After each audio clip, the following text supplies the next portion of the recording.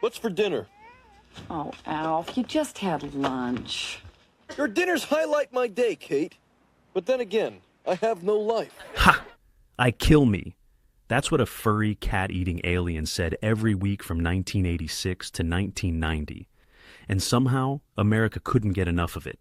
NBC premiered a show about an extraterrestrial wisecracker who crashed into a suburban garage, moved in with the Tanners, and spent 4 seasons trying to eat their cat while cracking jokes that would make your dad proud.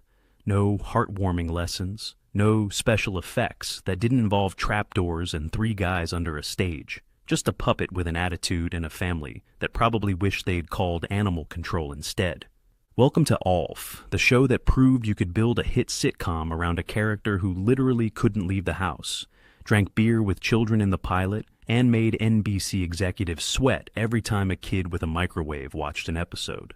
Today we're diving into 15 weird facts about a show that turned technical nightmares into appointment television, made its cast so miserable they fled the moment cameras stopped rolling, and somehow became one of the most beloved shows of the 1980s. Now, before we get started, be sure to like and subscribe because it really does help this channel. Now, let's rock with number 15. Number 15. NBC greenlit a puppet show because every single pilot they had just failed.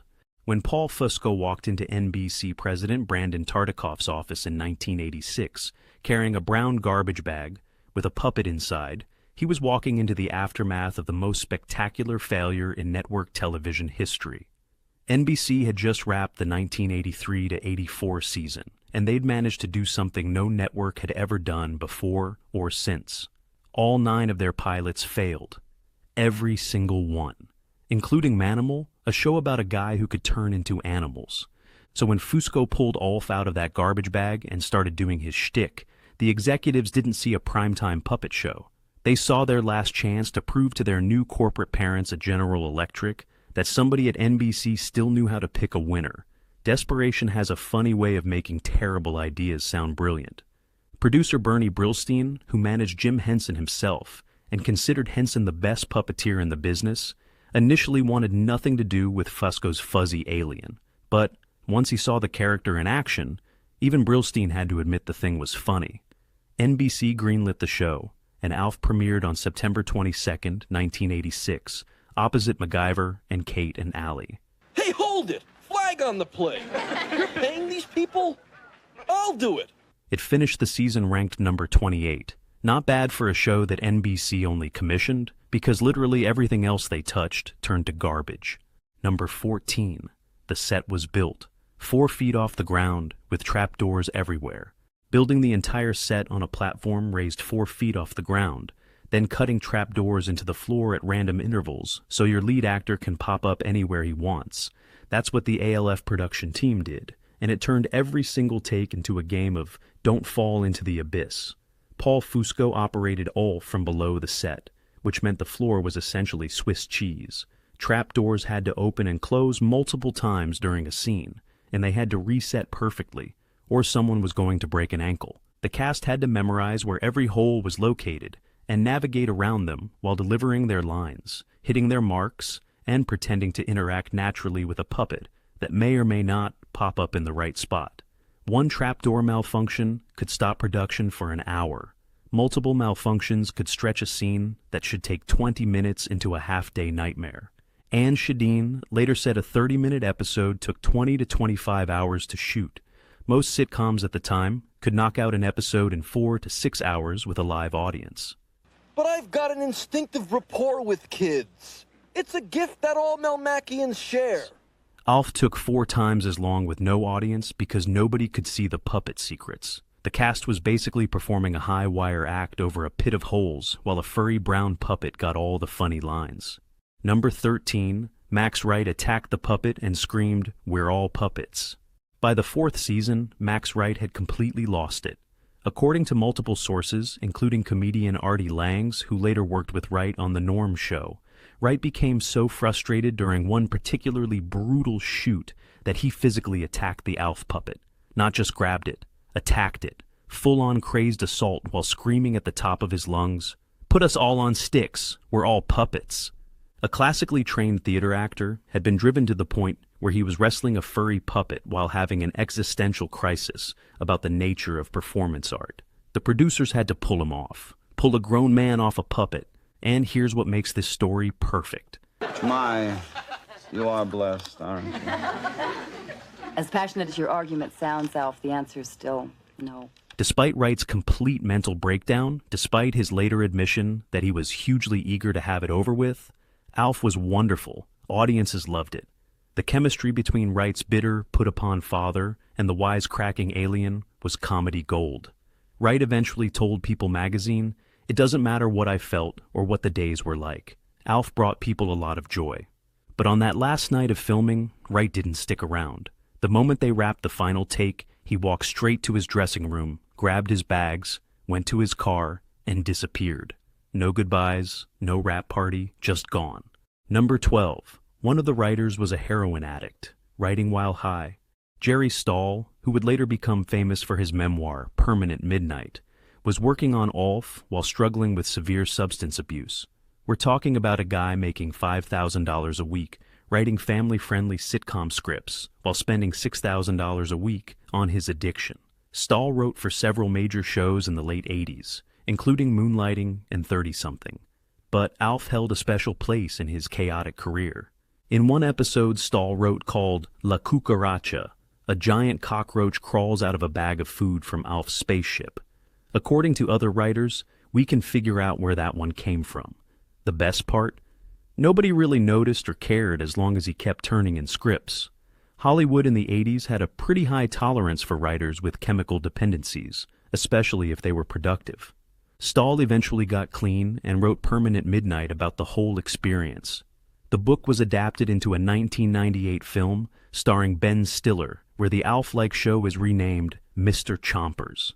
In one scene, Stiller's version of Stahl experiences troubling hallucinations involving the puppet from the show. Stahl later said the greatest jokes were the ones NBC censors wouldn't let them use. Given his condition at the time, that's probably for the best. Number 11. A kid microwaved a cat after watching the show. NBC executives were already nervous about Alf's cat-eating jokes, because the show's premise included an alien who considered cats a delicacy on his home planet of Melmac. Alf spent a lot of time chasing Lucky, the Tanner family cat, and making references to feline cuisine. Oh, there's nothing more beautiful than the sight of a mother holding her freshly swaddled babe to her bosom. Then NBC got a report that made everyone's blood run cold. A child had placed a cat in a microwave after watching the show. According to Paul Fusco, Alf's creator, some kid put his cat in a microwave because Alf tried to do that once. We had to be real careful. Actually, Alf never microwaved a cat, but kids apparently thought he did, or wanted to see what would happen, and that was enough to send NBC into full panic mode. This created an awkward problem. Alf also drank beer in the pilot episode. He's drinking with Brian, a child, and when confronted about it, the writers pointed out that Alf is 229 years old. NBC didn't care. Kids were watching. Alf needed to be a good influence. So after the first season, Alf stopped drinking on screen. The cat jokes became more sporadic and less explicit. An alien who survived the nuclear destruction of his home planet had to watch his behavior because American children couldn't be trusted around microwaves. Number 10, kids tried to electrocute themselves, so NBC had to reshoot an entire episode. In the Season 1 episode, Try to Remember, Alf decides to turn the bathtub into a homemade jacuzzi by bringing Kate's electric mixer into the tub with him. Predictably, he gets electrocuted, receives a massive shock, and ends up with amnesia. The writers thought they were being responsible. They ended the episode with a public service announcement featuring Alf himself, warning kids not to mix water and electricity. Didn't matter. A child attempted to recreate the scene and nearly electrocuted himself. NBC ordered the entire opening sequence reshot. Gone was the electric mixer. In its place, a manual egg beater. Instead of a zap sound effect, viewers now heard a scream and a thud. Alf's amnesia was no longer caused by electrocution, but by slipping in the shower and hitting his head. Every mention of being shocked was removed. And here's the truly absurd part. The episode already had a warning. Alf literally told kids not to do this, but kids being kids, some of them heard "Don't mix electricity and water," and thought, "I bet I could do it better than Alf." From that point on, every script had to be vetted for potential child endangerment scenarios. A show about an alien who eats cats and drinks beer became one of the most carefully monitored programs on television. Number 9, a puppet sitcom, became the first show ever broadcast in Dolby Surround Sound. When Alf premiered in September 1986, it became the first TV show ever broadcast in Dolby Surround Sound, not the first sitcom, the first show, period. Prior to Alf, all U.S. television programming was broadcast in either mono sound or simple 2-channel stereo. If you had a proper sound system hooked up to your TV in 1986, you could experience Alf in full surround glory with subwoofer support. Think about the absurdity of this for a moment. A sitcom about a furry puppet who ate cats and couldn't leave a garage became the technical pioneer that brought theatrical sound quality to American living rooms. Not a prestige drama, not a groundbreaking news program, a puppet show. From there, surround sound grew throughout the industry. In the present day, we have broadcasts with multi-channel, complete surround sound, so you can enjoy your crime dramas and sci-fi shows with true wraparound effects. You can thank Alf for that technological leap, although honestly it's hard to imagine what specifically benefited from surround sound on Alf. The crash landing in the pilot, Alf's voice coming from inside the walls, the sound of Max Wright's sanity cracking in glorious 360-degree audio. Regardless, Alf proved that technical innovation and complete production chaos could coexist peacefully. Number 8. The guy in the Aleph suit got fired for no reason and still got paid. When Alf needed to walk, run, or appear in full-body shots, that was Michu Meszaros' job. Meszaros was a 2'9" Hungarian circus performer who'd worked with Ringling Brothers before becoming the man inside the Alf costume. He was uncredited in the role, listed only as an Alf assistant, but he was essential for any scene where you saw the whole alien moving around. After 2 seasons, they fired him. Just like that. No explanation. "I left after 2 years. They fired me. I never found out why," Meszaros said before his death in 2016. "Overnight it went from me being in the Alf suit to no more. The producer didn't like me for some reason. I told my manager, he doesn't like me, he's gonna fire me." But here's where it gets interesting. Even though Meszaros was let go, they kept using footage they had already shot of him in the opening credits and in later episodes, which meant he continued to receive residuals for years, even though he wasn't working on the show anymore. He got paid for being fired. Meszaros went on to appear in films and became good friends with Michael Jackson, becoming a frequent guest at Neverland Ranch. When Meszaros died in 2016, headlines read, "Alf actor dies," even though most viewers had no idea he'd been part of the show. Number 7. NBC ended the show on a cliffhanger, then ghosted everyone. After 4 seasons and 102 episodes, NBC canceled Alf in 1990. But they didn't tell anyone until it was too late.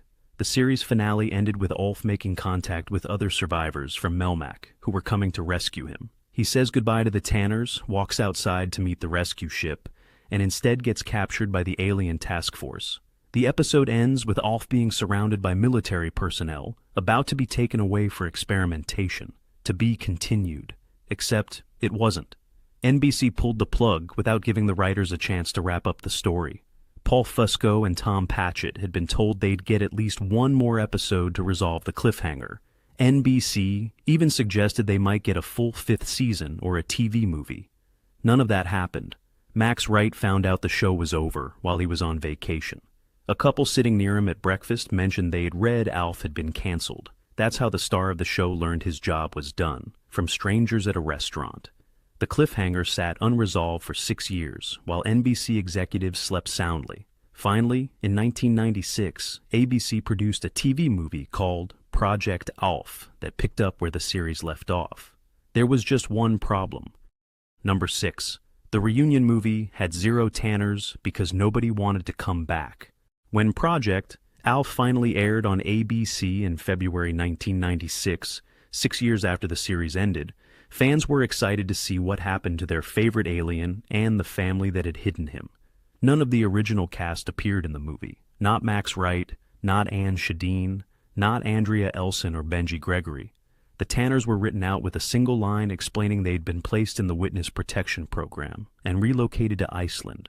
They had turned down Mozambique because they were unhappy with the education system there. 4 years of family bonding, and they get shipped off to Iceland and never mentioned again. The movie starred William O'Leary and Jensen Daggett as two military scientists who rescue Alf from the Air Force base where he's been held for 6 years. Martin Sheen played the villain. It was competent. It was fine. It was absolutely nothing, like the show that fans had loved.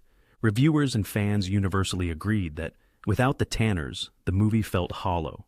Project.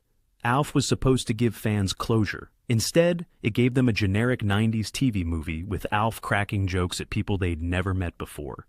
The movie did resolve the cliffhanger. Alf survived and was declared an ambassador to Earth.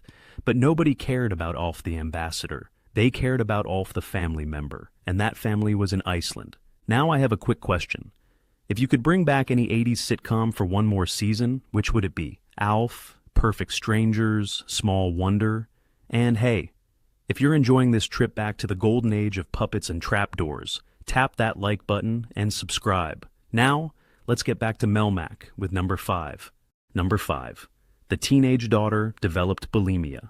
From trying to stay skinny, Andrea Elson was cast as teenage daughter Lynn Tanner when she was still a kid. Then, as tends to happen to teenage girls, her body started developing. She got breasts, she got hips, and she hated it. I was this skinny little twig when I started, and then I started to get breasts and hips, and I didn't like it, Elson said. I just wanted to be stick skinny.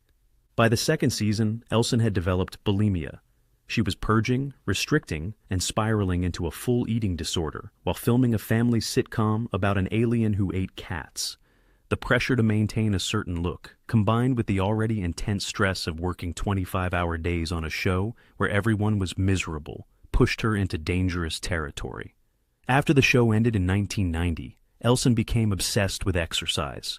She'd spend 2 hours on a treadmill 5 days a week. She didn't find peace until she got pregnant in 1997, 7 years after Alf ended. Only then did she start to recover and accept her body. Looking back, Elson said, "If Alf had gone one more year, everybody would have lost it." The show was physically, mentally, and emotionally destroying the people who made it. Elson eventually became a yoga instructor and has spoken openly about her eating disorder and recovery. Number 4. The mom called it a big dysfunctional family with no joy on set. Anne Sheedine, who played Mother Kate Tanner, couldn't hide how miserable it was. There was no joy on the set, she told People magazine in 2000. It was a technical nightmare, extremely slow, hot, and tedious. If you had a scene with Alf, it took centuries. A 30-minute show took 25 hours to shoot. But Shadine's real frustration came from the adults on set. While she was fond of her on-screen children, she said some of the adults had difficult personalities. She described the overall vibe as a big dysfunctional family. Shadine was essentially saying that the people making a show about a dysfunctional family with an alien house guest were themselves a dysfunctional family, and then she dropped this bomb. It's astonishing that Alf really was wonderful, and that word never got out what a mess our set really was.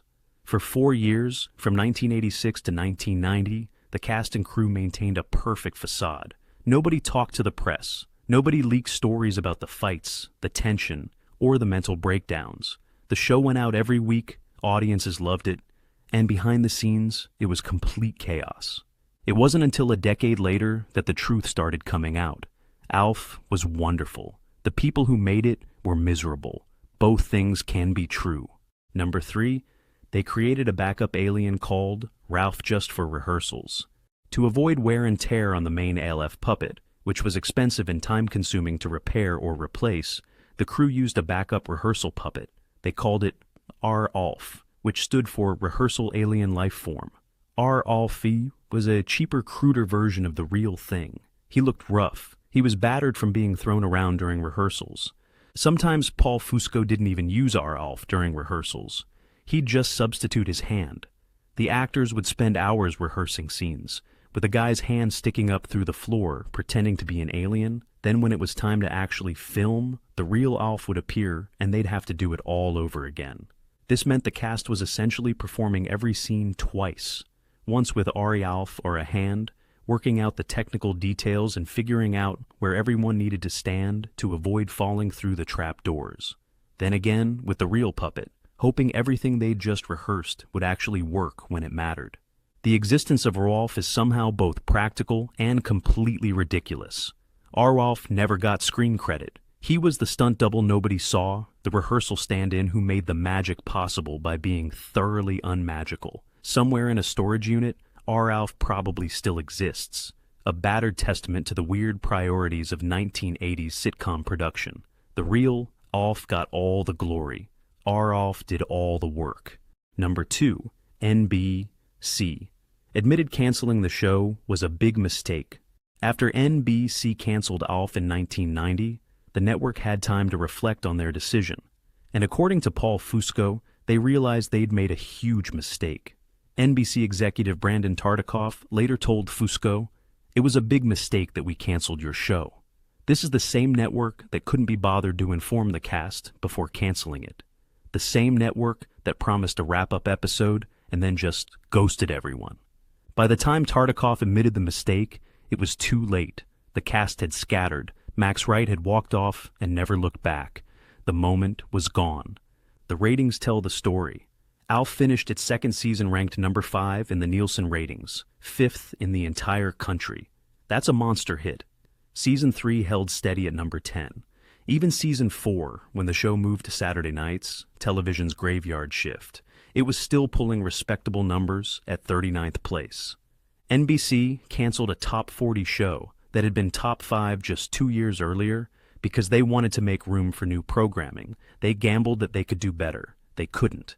The Fresh Prince of Bel-Air took Alf's time slot and became a hit, but NBC had room for both shows. They just decided they didn't want to deal with the technical headaches anymore, so they cut it loose, realized they'd made a mistake, and by then it was too late to fix it. Number 1, Jim Henson's manager almost passed, because why bother with another puppet show? Before Alf was a hit, Paul Fusco had to get past Bernie Brillstein, the producer who could greenlight the whole thing. Brillstein managed Jim Henson, the Jim Henson, creator of the Muppets, the man who'd basically invented the modern art of television puppetry. When he heard that Fusco wanted to pitch a puppet show, his first reaction was basically, "Why would I waste my time?" Henson was the gold standard. Henson had made puppetry into high art. Henson had created Kermit, Miss Piggy, Big Bird, and an entire universe of characters that defined childhoods. Why would Brillstein bother with some unknown magician and puppeteer who had a character in a garbage bag? But Brillstein agreed to the meeting, probably out of professional courtesy. Fusco walked in, pulled Alf out of the brown paper bag, and started performing. And Brillstein laughed. Actually laughed. Despite managing the greatest puppeteer who ever lived, despite having impossibly high standards, Brillstein thought Alf was hilarious. He greenlit the pitch to NBC. The show got made. Alf became a phenomenon. Fusco later said, "I didn't sell the show. Alf did. The character worked. The voice worked. The attitude worked." Even someone who'd spent years working with the best puppeteer in history could see that this wisecracking, cat-eating alien from Melmac had something special. Bernie Brillstein took a chance on a character in a garbage bag because it made him laugh. Sometimes that's all it takes. And there you have it. 15 weird facts about the show that made America fall in love with an alien who couldn't go outside, ate cats, drank beer, and somehow convinced NBC that primetime puppetry was a good idea. Which facts surprised you the most? Which ones did we miss? Let us know in the comment section below. Be sure to hit that like button and subscribe for more nostalgic TV deep dives. And until next time, no problem is too big or too small when you've got an alien in your kitchen, even if the actors making it happen wanted to flee to Iceland themselves.